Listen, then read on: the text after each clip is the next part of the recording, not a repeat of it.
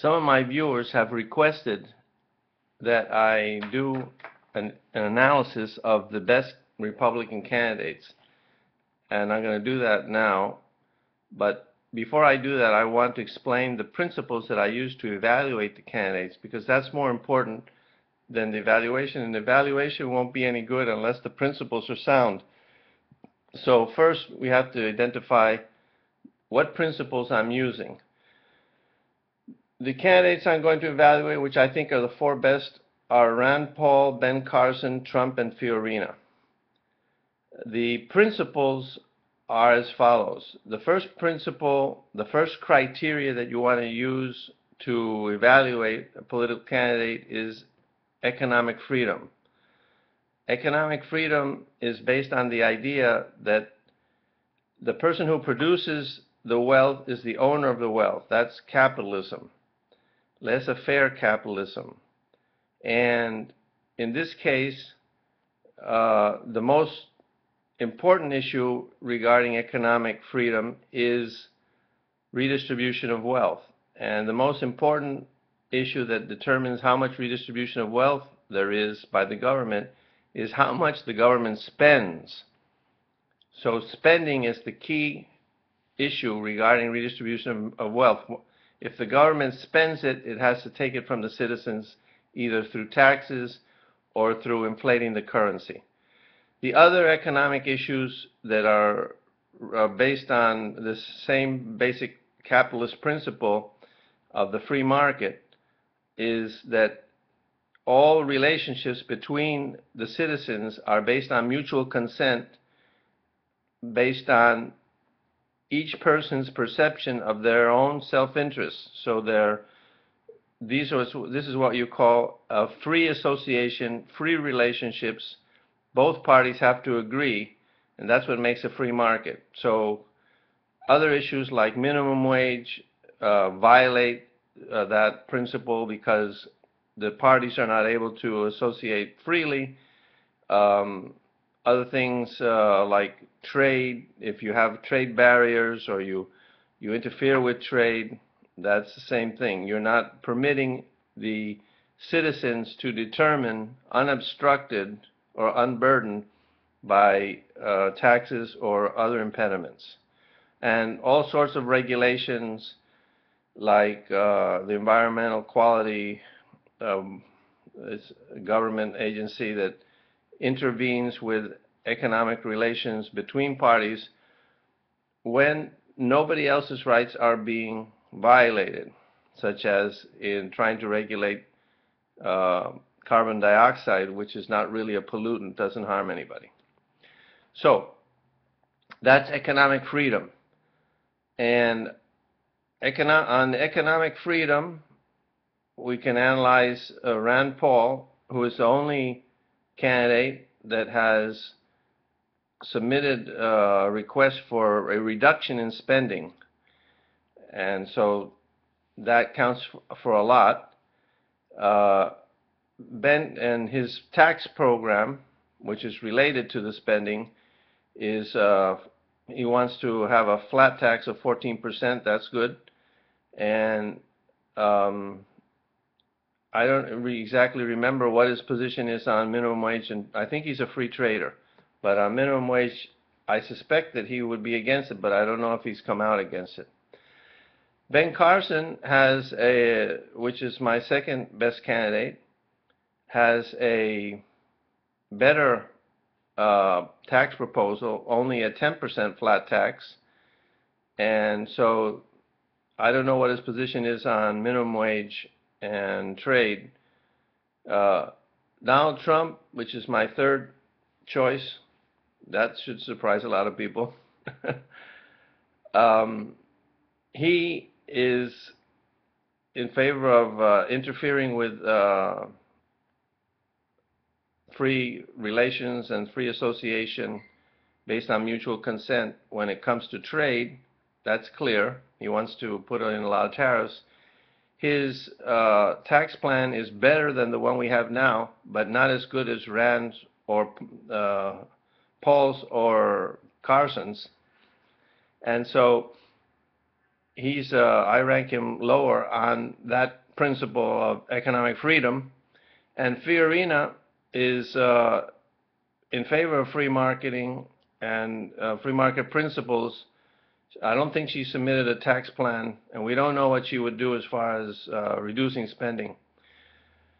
So I would give her a good mark on economic freedom. I'm not sure what her position is. I think she's a free trader, and I don't know if she is in favor of minimum wage. So that's the first principle, but that's not the only principle. That's economic freedom. The second principle that I would mark these candidates on is the war and peace issue, when we should go to war and when we shouldn't. On that principle, the principle is that we should not go to war unless we are attacked or in imminent threat of attack. All these other interventions around the world are wrong, and they will only backfire as they have. And so we want to rank all these candidates based on that principle as well. Rand Paul seems to be reticent to intervene in many situations, but he hasn't come out in favor of a specific principle, which he should, on when we should go to war and when we shouldn't. But it's clear that he has criticized the war in Iraq and other interventions as not making sense in Libya and here and there. And he's pointed out how they've backfired and how they've been counterproductive, which is good for us to know that he would not intervene like these other neocon hawks. Ben Carson, surprisingly, I didn't realize, was against the war in Iraq and against a lot of these interventions, but he's been captured with the issue of we have to fight the Muslim fundamentalist terrorists around the world instead of letting them fight each other because they have plenty of enemies out there.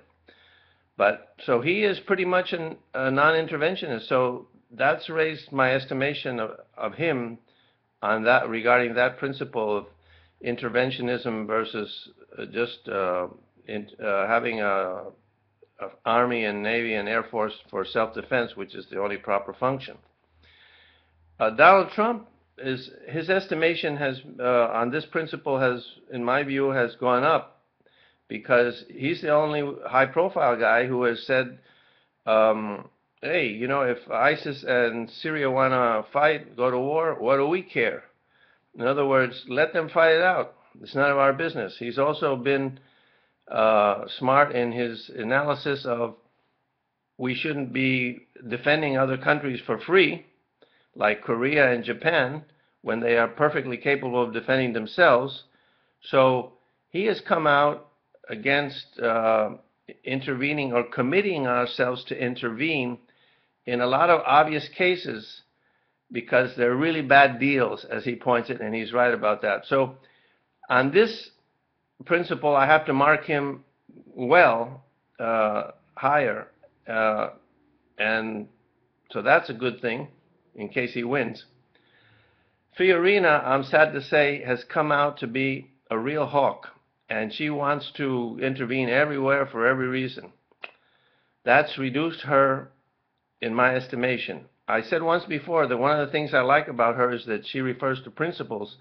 Unfortunately, it's not just referring to principles that's important. It's important to get the right principles. So if you have the wrong principle and you enforce it and you follow it consistently, it's also a disaster. So I rank her lower than the other three. The other principle that we should use to evaluate candidates is personal liberties, like whether you are going to respect the people's right to ingest what they want. If they want to smoke marijuana, they can smoke it. If they don't violate anybody's rights, they should have a right to do so. Taking actions that don't violate anybody's rights, and then stopping the government from interfering with people that are not violating anybody's rights, like the NSA, the drug wars or laws. Both of them are horrible, and the other things where they intervene with, like prostitution, or whether you're gay or not gay, or what kind of sex you like or whatever, as long as you don't violate anybody's rights, should be off limits to the government. And on personal liberties, I think that Rand Paul has led the fight against the NSA.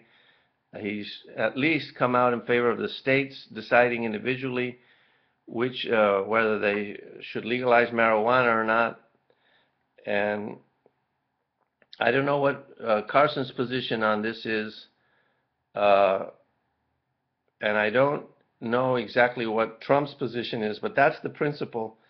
And Fiorina, I think she's not too good on that issue.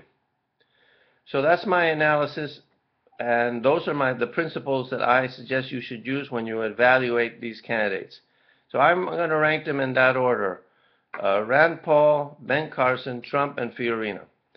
Those, I think, are the four best candidates in the Republican Party that are running. And I'd like to get your comments, especially on whether you agree with the principles that I use to evaluate, because that's the most important thing.